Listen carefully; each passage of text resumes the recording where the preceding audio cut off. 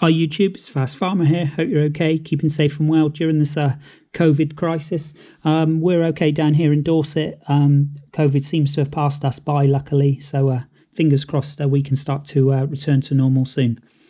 I just want to do a real quick comparison video between two of my padlocks. These are probably two of the staple padlocks within the motorcycle security industry. So we've got the Abloy 362 padlock. This lock's a genuine lock. I bought this in a locksmith's in, I think, Reading in about 10 years ago. So I've got no issues with the genuineness of that lock. And then we've got a Squire Ss65Cs. I make the point about the Abloy being a genuine one because there's some locks on eBay which just look so cheap for an Abloy 362. I question their genuineness. I haven't yet ordered one, but I do intend to one of these days, and I'll compare them to this lock, which I know is a genuine Abloy product. So these two locks, as I say, are probably the staples of the motorcycle security industry, but in reality, they're not that comparable. They're both really high quality, both expensive, and both will secure a motorcycle really well. Starting off with the Abloy, you just have to look at the sheer quality of it. Stainless steel, chrome plated. This lock's about 10 years old. It's in the garage. My garage is fairly watertight, but it's certainly not heated or anything. A couple of surface pits on it, but absolutely looks almost as good as she did when she was brand new. In terms of dimensions, you got 15mm boron alloy steel shackle, 72mm body width, and interestingly, a 25mm lock to shackle clearance, which is really important if you're running big chains. I run a 20mm chain with this one, no issues at all. The lock is CEN6 grade rated, which means it's a top quality product. Squire, it's got a 13mm shackle. It's almost 13mm when I measured it. It's 12.9 or something like that. It comes out on my calipers. But only a 19mm clearance, so that limits the size of the chains you can use it with. I guess there's probably no point in having a chain which is stronger than the padlock securing it, etc, etc. 65mm body width, that's just the steel, not including the weather cover. And as I say, the weather cover covers up, so if you wanted to use it on a shed door, garage door, etc, fully waterproof product. I mentioned about the shackle sizes being different. Let me just show you what that looks like in reality. You think, well, 2mm doesn't make much difference, but if you see them led next to each other like that, the size is absolutely massive. Let me just move the camera in for you. So if you see there, they are completely different animals, them two shackles.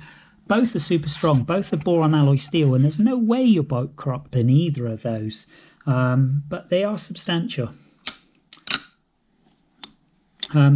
Both locks operate super smoothly. They're both high precision products. Another point which is really interesting is the complexities of the keys. And I think this probably explains why the Abloy is so much more of an expensive padlock. If you look at the two keys there, the Squire key on the right is a fairly simple key. You'll have to excuse the tape. I've covered my key numbers, obviously, for obvious reasons. But the Abloy key is so much more complex. You can get that Squire key. You can order replacements online, actually, from the key number. The locks, when you buy them, come with a key code card, so they're easy to obtain. They're about £6 each. I've never tried to get a replacement Abloy key. My lock come with 3 keys, I think it was, from memory, and I've still got them all. Of these locks, which one would I choose? I personally would choose to use the Abloy lock. I use this one through the back wheel of my Speed Triple, secured on a really large heavy-duty chain I bought from America. You're not going to cut either of those.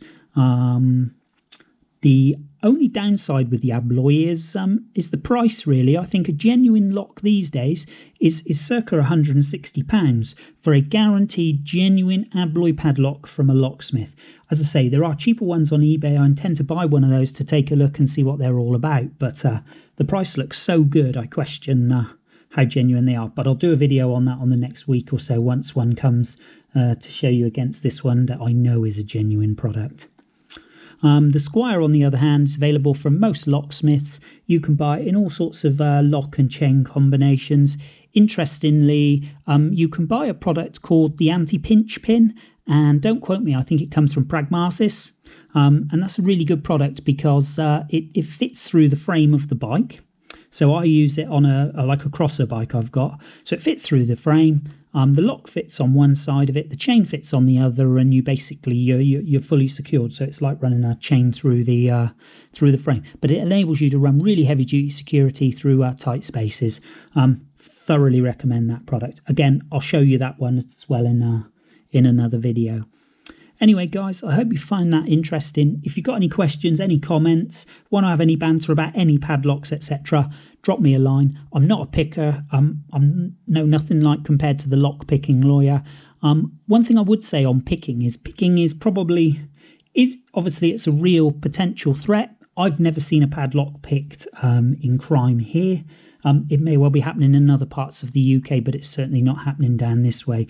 I've seen locks cut, people come along with bolt cruppers and cut through a really like 8mm chain and just have whatever's secured to it away. Lockpicking lawyer can pick anything open on a desk, etc. Really talented bloke. Fair play to him. I think it's a lot harder when you're trying to do it on your knees in a dark garage with the chain tight on the floor, limited access between the bikes and the stuff in there. I think it's much more of a challenge. So, yeah, thank you very much. Cheers.